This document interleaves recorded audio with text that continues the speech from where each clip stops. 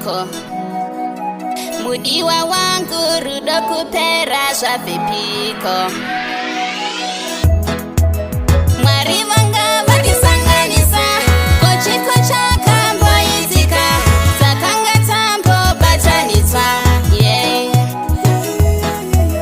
Mwari vanga vatisanganisa, kochiko chakamboitika, takanga tambobatanidzwa.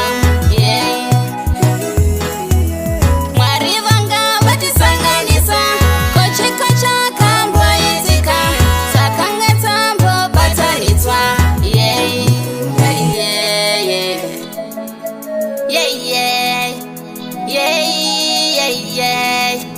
Rudo runoradza. Uchazvidema nyaya watanga, kumafurirwa ndizvo zvawari. Uchazvidemba nyaya watanga, kumafurirwa ndizvo zvawari. Taiva tambobatanidzwa. Uchazvidemba nyaya watanga, kumafurirwa ndizvo zvawari. Taiva tambobatanidzwa.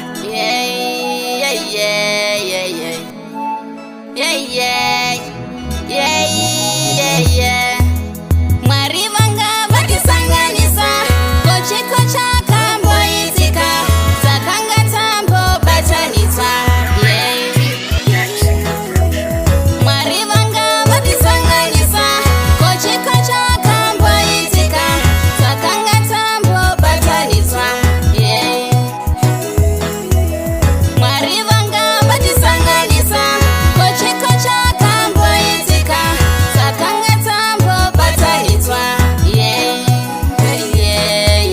Ndakaedza kukupa rudo, asi waifunga sekutamba nodo. Moyo wangu akaubata sechitori, everyday ngori semusitari.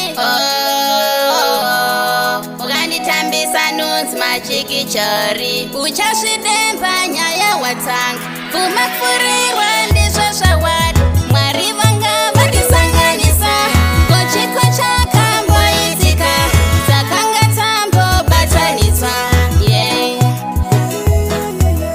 Mwari vanga vatisanganisa, kochiko chakamboitika, takanga tambobatanidzwa.